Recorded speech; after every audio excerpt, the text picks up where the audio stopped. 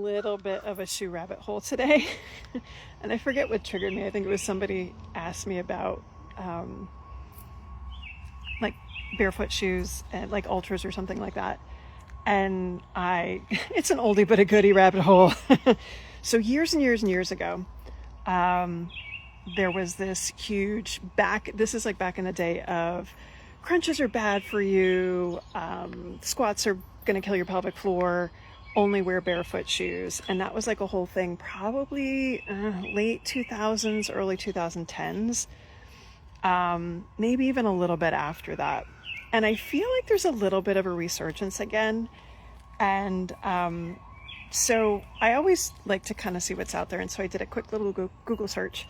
And of course, you have a lot of blog posts that come up because people use them for marketing and to get you to buy their programs and things like that. Like, I'm fine with that, all good. And more you're getting people that are trying to validate or look like an expert when they're trying to sell something by referencing an article, and then you click on that. So I clicked on one of them, and it happened to be a reference that I pulled up. Because if you go into PubMed and look up pelvic floor and barefoot shoes or minimalist shoes, there's really only two references, because again, it's not something that we've really looked at. And again, if you go the parallel history and looking at barefoot shoes and running, like, I think that's ebbed and flowed over the years, but the big push was like the late 2000s with Christopher McDougall's Born to Run and the Tara Mahara, and everybody was all into that.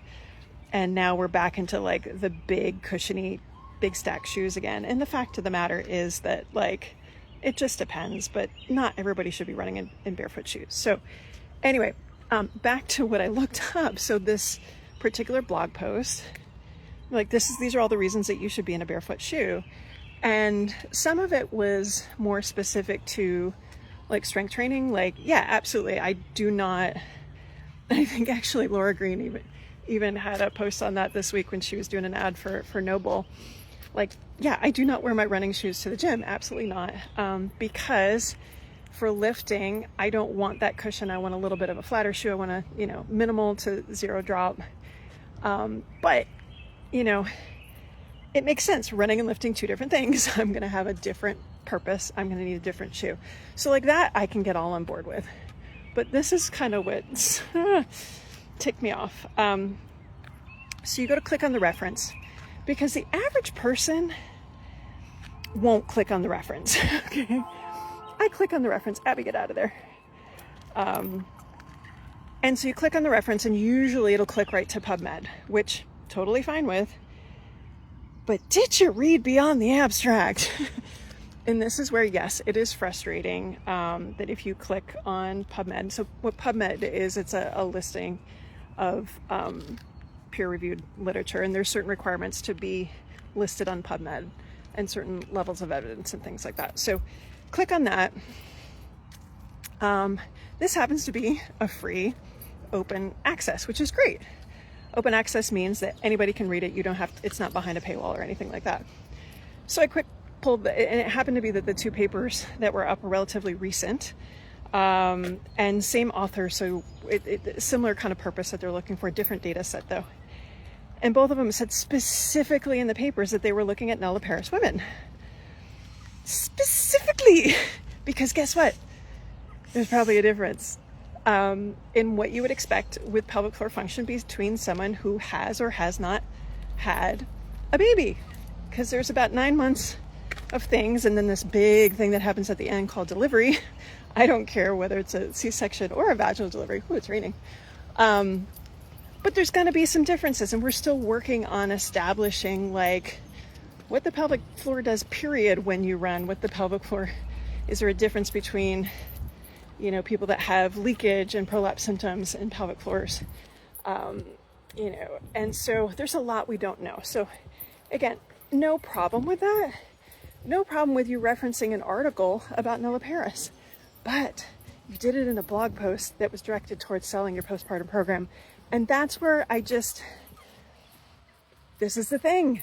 You got to disclose that the way you put it, because blog posts are meant to be quick, down, dirty, simple. The way that it was put was that, it implies that barefoot shoes are good in postpartum. She didn't say that explicitly, but the blog post was saying, hey, you should be doing this.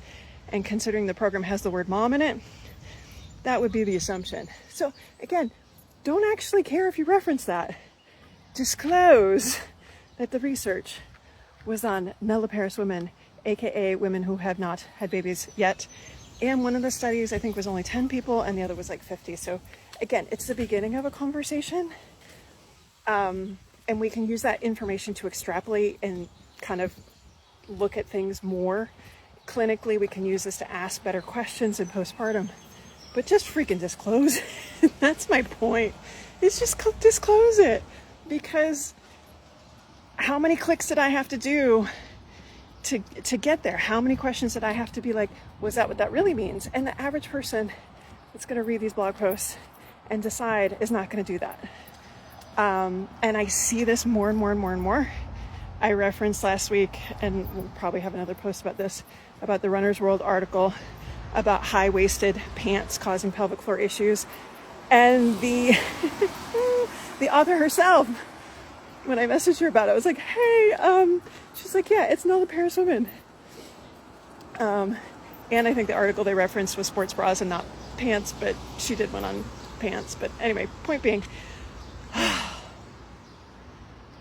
it's just a lot of, again, I don't mind referencing these things. I've literally spent my entire career as a clinician being like, hey, this is what we know.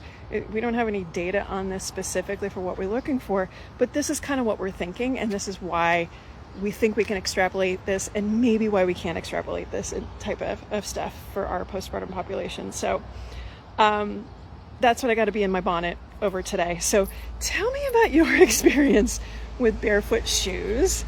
Or anything else where you're like, they said this is for postpartum women, and I clicked on the reference, and actually it's not. I just